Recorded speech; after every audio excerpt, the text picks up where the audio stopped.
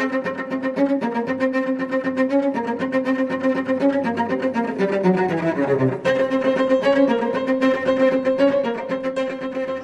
oyentes de Radio Seforad, es un gusto volver a contar con Alberto Priego, que es profesor del Departamento de Relaciones Internacionales de la Universidad Pontificia de Comillas. ¿Qué tal, Alberto? Hola, buenas tardes.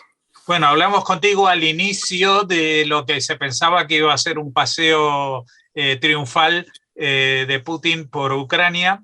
Las cosas parece que se le han complicado algo o bastante.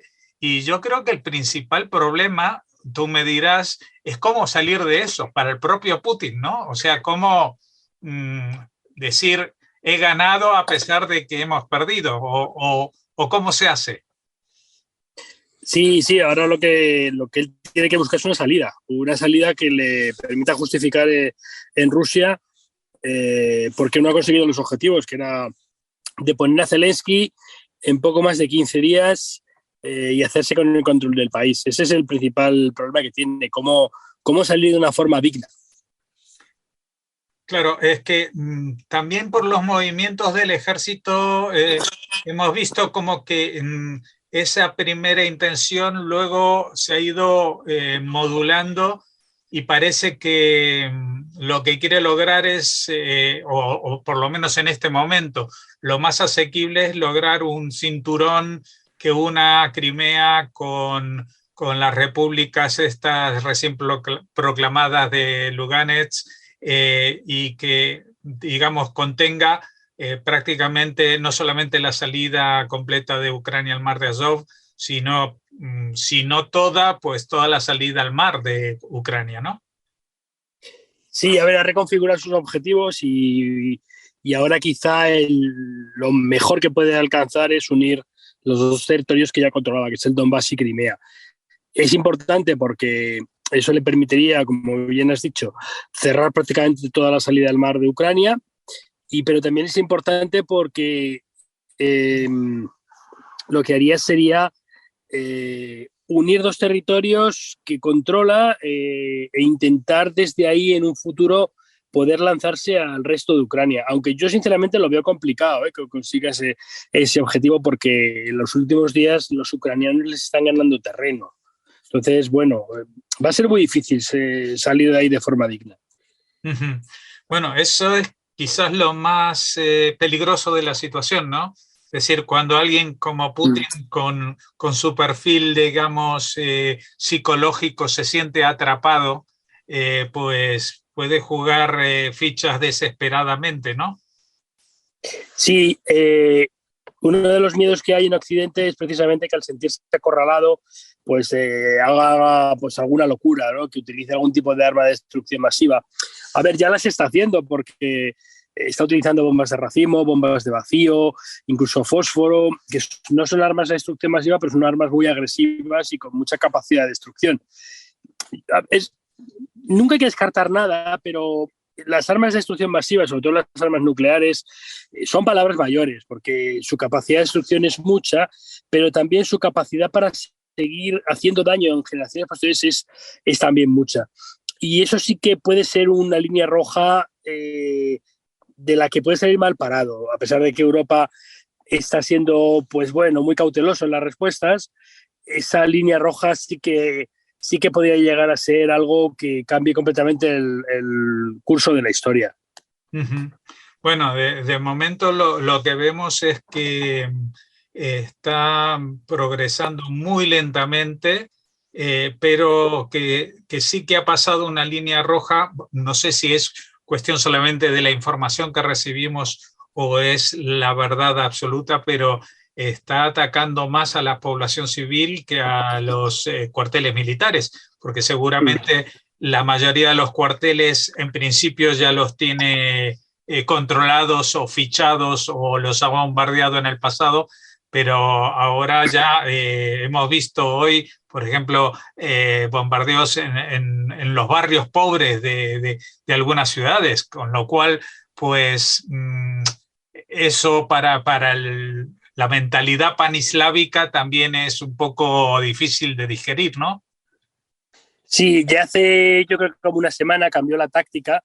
Él está forzando una negociación, está forzando en principio una rendición, pero más una negociación de los ucranianos y está jugando con el sufrimiento de la población. Está haciendo daño a la población, bombardeando hospitales psiquiátricos, hospitales infantiles, teatros, colegios, incluso pues, en la cola para conseguir alimentos. También vimos ayer o hace 2 días que disparaba a unos niños que iban en bicicleta en Gerson. Él está utilizando un poco la táctica que utilizó en Chechenia, que es hacer daño a la población para que los líderes pues, decidan tener una posición de menos hostilidad hacia Rusia. Vamos a ver cómo le sale esto, porque el problema que tiene aquí, que no lo tiene en Chechenia, es que tiene continuamente el foco de la opinión pública encima y eso pues le puede pasar factura a largo plazo. Uh-huh. Bueno, sí, hablabas de la opinión pública porque, claro, no es la primera aventura de Putin. Tú citabas Chechenia, pero también creo que en Armenia y en Georgia tuvo sus incursiones que sí fueron mucho más blitzkrieg, mucho más rápidas y se resolvieron con menos resistencia, entre otras cosas porque yo creo que uno de los elementos que quizás más le ha sorprendido es que el presidente Zelensky aguantara tanto, ¿no? O sea, que pusiera tanta resistencia. Sí, Zelensky, si finalmente consiguen repeler la agresión, pues va a ser el responsable al menos del 50% de la victoria, porque nunca pensó Putin ni nadie pensamos que primero que Zelensky se fuera a quedar y segundo que tuviera esa capacidad para movilizar a nivel internacional a tantos estados, ¿no? Incluso estados pues, como Suiza, que son estados neutrales, Suecia, Austria, Finlandia.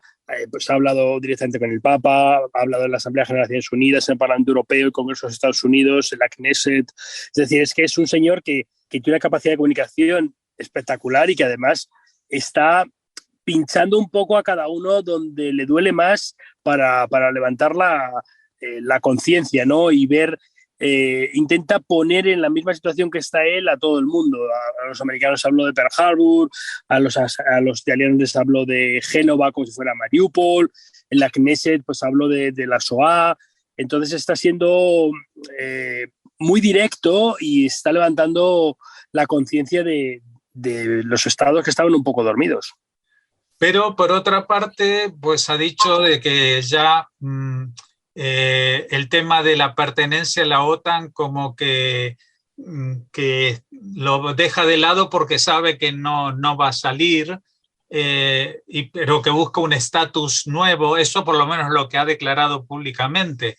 Y por otra parte tenemos esa petición de ingreso en la Unión Europea. Yo no sé si desde el punto de vista legal se puede ser parte de la Unión Europea y no de la OTAN.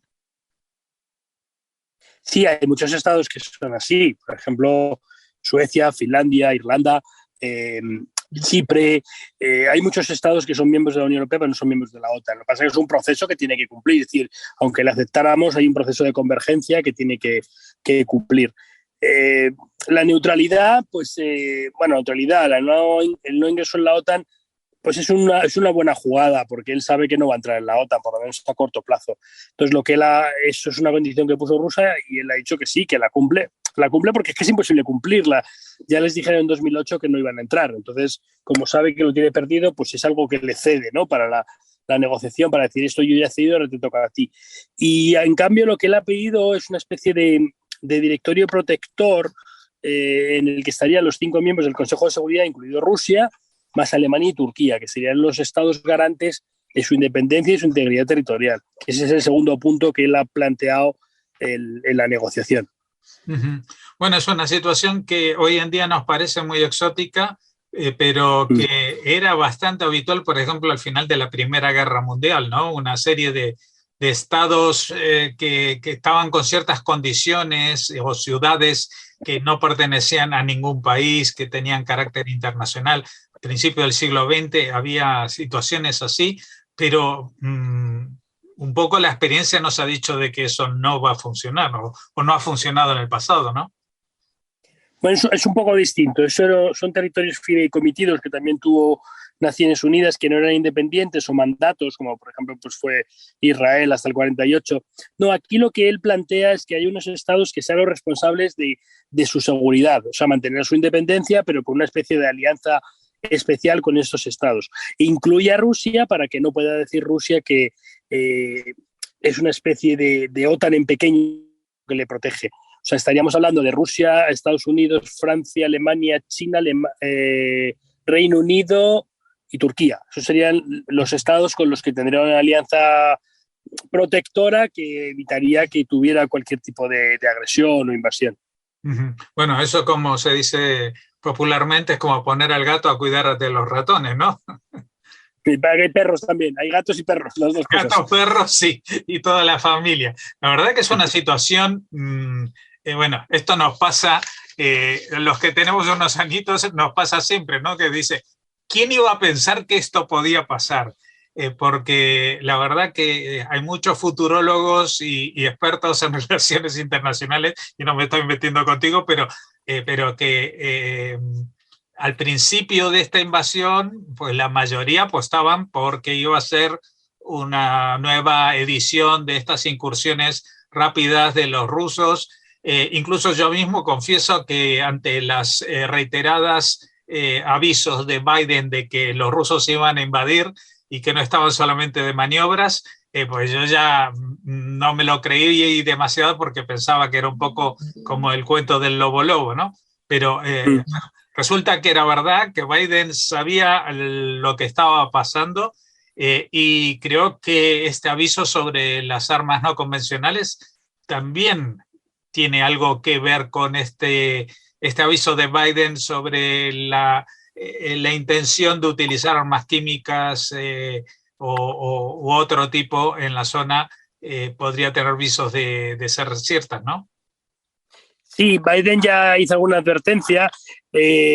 A ver, muchos sí que vimos que esto podía ocurrir. Yo lo llevaba advirtiendo desde 2014, pero también es verdad que nadie pensaba, y ahí sí me incluyo, que fuera una invasión convencional como tal. Vamos, yo de hecho escribí varios artículos en enero diciendo que si había una invasión convencional, que era un escenario que yo planteaba como improbable, iba a ser un fracaso para Rusia, porque es que desde el punto de vista logístico es un disparate, desde el punto de vista militar, disparate y medio, porque es un país grandísimo, son 600.000 kilómetros cuadrados, y el ejército ucraniano pues no es un ejército puntero, pero es un ejército medio alto, y además llevaban un mes en la frontera, les estaban esperando, les habían invadido Crimea en 2014, habían mejorado el ejército, habían cambiado la doctrina. Es decir, que había muchos elementos que hacían pensar que eso iba a ser un disparate, pero la personalidad de Putin y su carisma personal malentendido, ¿no? El miedo que infunde a sus colaboradores probablemente le llevó a hacer de una situación imposible una situación que se iba a dar, y así ha ocurrido. Claro que es un disparate. Las fuerzas rusas están atrapadas en muchos sitios, por ejemplo en Kiev, que no pueden ir para adelante y para atrás. Y bueno, esto es cuestión de semanas, el tiempo que aguanten, porque no tienen reservas, no tienen logística, se han quedado sin munición, incluso se han quedado sin hombres. Se habla de unos 10.000, 15.000 muertos, dependiendo de la fuente. La situación no es positiva, y esto a Rusia le va a salir caro ahora y en el futuro más, porque es un actor que va a quedar muy tocado en cuanto a capacidad y en cuanto a credibilidad. Bueno, dado que tú nos dices que sí has acertado, a ver si nos puedes decir cómo ves en la escala temporal una salida de Rusia. Primero, ¿va a ser una salida de que se van todos juntos, más o menos, o que van a hacerlo por etapas y va a llevar mucho tiempo? ¿Cómo crees que va a ser? No es fácil, pero yo creo que lo más probable es que haya un alto el fuego en algún momento no muy lejano, en un par de semanas, y que ahí se empiece a negociar. Lo que pasa es que los ucranianos están fuertes y ahora mismo la negociación les interesa hasta cierto punto. De hecho, hemos visto que Zelensky ha cambiado mucho sus peticiones, ¿no? Y ya no acepta Crimea y Donbass ruso, que en un primer momento se aceptaba negociarlo, sino que dice que fronteras del 91. Vamos a ver, ahora no voy a decir que depende más de Zelensky que de Putin, pero tiene mejor posición Zelensky. Y eso pues lo va a usar, claro.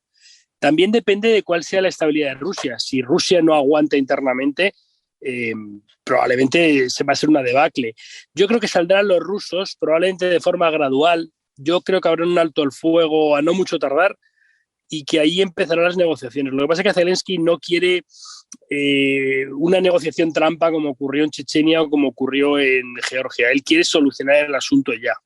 Uh-huh. Y además lo quiere someter al referéndum, lo cual también implica que no va a poder ceder mucho. Pues nada, nos quedamos con estas palabras.